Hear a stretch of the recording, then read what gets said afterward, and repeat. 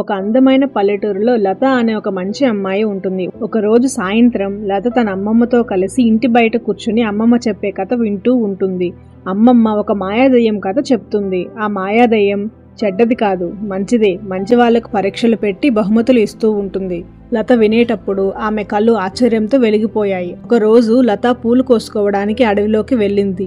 అది ఒక పచ్చని అందమైన అడవి. కానీ దాన్ని ఒక మాయాత్మకమైన పొగతో కప్పేస్తుంది ఆ మాయాదయ్యం. ఉన్నట్టుండి మాయాదయ్యం లత ముందు ప్రత్యక్షమవుతుంది. అది మిథ్యారూపంలో ఉంటుంది, పొగ ముసుగులో ఉంటుంది, గోధుమ రంగు వెలుగుతో వెలిగిపోతూ ఉంటుంది.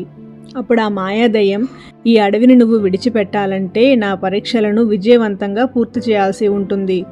దానికి లత ఒప్పుకుంటూ, నా ప్రయత్నం నేను చేస్తాను మాయాదయ్యం అని చెప్తుంది. మొదటి పరీక్ష. మాయాదయ్యం ఒక బంగారు కుండను సృష్టిస్తుంది. అది బిరిమిట్లు గొలుపుతూ వెలిగిపోతూ ఉంటుంది. కానీ దాని పక్కనే ఒక చిన్న కుక్క పిల్ల ఆకలితో ఉంటుంది.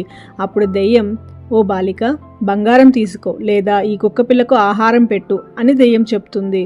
అప్పుడు లత కొంచెం కూడా ఆలోచించకుండా, బంగారు కుండను ఒక్కసారి కూడా చూడకుండా కుక్కపిల్లకు ఆహారం తినిపిస్తుంది.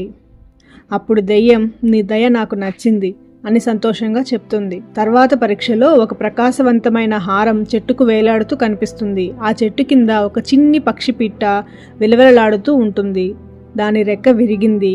అప్పుడు దెయ్యం లతతో ఇలా అంటుంది, లత, ఈ హారం తీసుకో, లేదా పక్షికి సహాయం చెయ్యి అని అంటుంది. అప్పుడు లత కొంచెం కూడా ఆలోచించకుండా తన చీర కొంగును చింపి ఆ పక్షి రెక్కకు కట్టు కడుతుంది. హారం వైపు ఒక్కసారి కూడా చూడదు. అప్పుడు దెయ్యం, లత, నీ త్యాగం నాకు చాలా నచ్చింది, నా మనసు దోచుకునింది అని చెప్తుంది.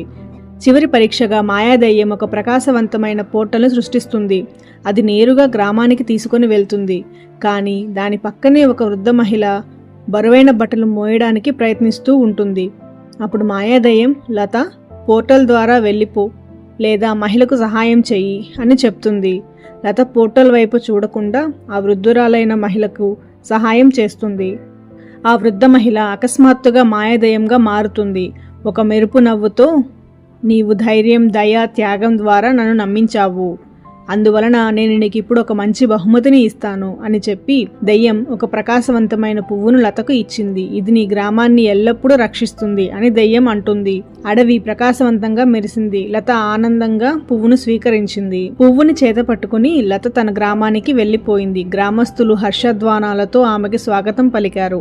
ఆ సాయంత్రం సూర్యుడు అందంగా వెలిగిపోతున్న సమయంలో లత కథ గ్రామం మొత్తానికి ప్రేరణ ఇచ్చింది.